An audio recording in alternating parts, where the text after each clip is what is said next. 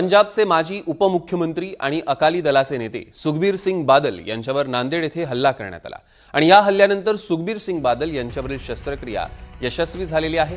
आज दुपारी त्यांना डिस्चार्ज दिला जाईल। त्यांची प्रकृती स्थिर असल्याची माहिती मिळते आहे। दरम्यान नांदेडमधील हल्ल्याप्रकरणी आरोपीची ओळख पटलेली असून जसपाल सिंगनं पंजाबमध्ये ड्रग्ज वाढवल्याच्या रागातनं हा हल्ला केला। आरोपीनं कायद्याचं शिक्षण घेतल्याची माहिती समोर आलेली आहे।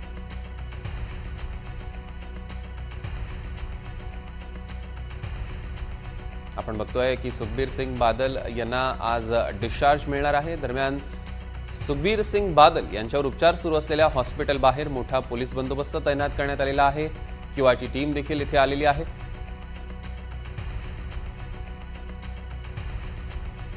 या संदर्भात आपल्याला अधिकचे अपडेट्स घ्यायचे आहेत। थेट रुग्णालयाबाहेर आपण जाणार आहोत जिथे सध्या ते आहेत। त्या रुग्णालयाबाहेरून आमचे प्रतिनिधी मोहसिन शेख आपल्यासोबत जोडले गेले आहेत। मोहसिन, काय अधिकची माहिती आहे?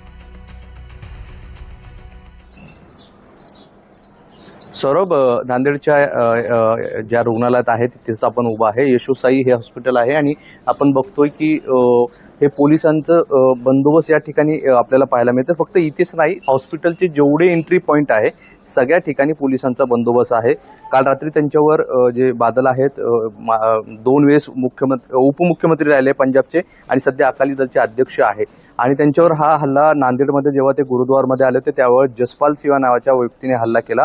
त्याला देखील अटक करण्यात आलेली आहे। त्यांच्यावर पोलीस पुढची कारवाई करतात। मात्र बादल यांना तात्काळ या रुग्णालयात आणण्यात आलं जे यशोसाई नावाचं आहे आणि त्यांच्यावर रात्री यशस्वी शस्त्रक्रिया पार पडली। यात महत्त्वाचं म्हणजे महाराष्ट्र पोलिसांचं मोठं कौतुक करावं लागेल, कारण जे पोलीस निरीक्षक संतोष केंद्रे नावाचे या त्यांच्या बंदोबस्तसाठी होते, त्यांनी जेव्हा हा सगळा हल्ला झाला त्यांनी आपल्या अंगावर तो हल्ला घेतला, मध्ये हात घातला, त्यांनाही तेही जखमी झाले।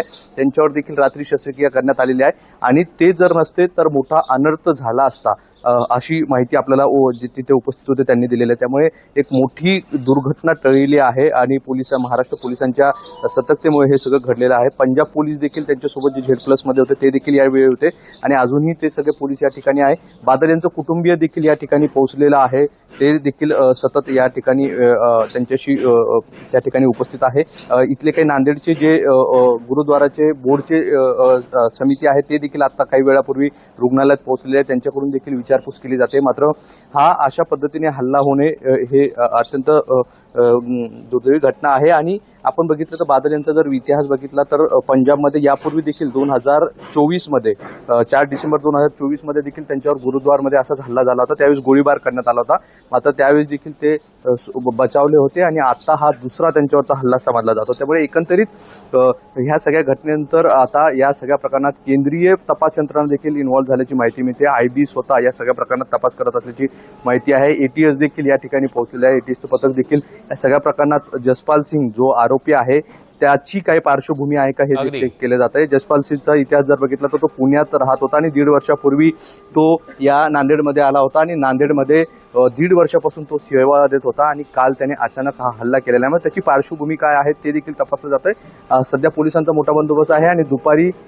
3 ते 3:30-4 वाजेच्या दरम्यान बादल यांना डिस्चार्ज होऊ शकतो अशी देखील माहिती मिळते। सौरभ, निश्चितच मोहसिन, या संदर्भातले अधिकचे अपडेट्स आम्ही तुमच्याकडनं घेणार आहोत। तुर्तास धन्यवाद।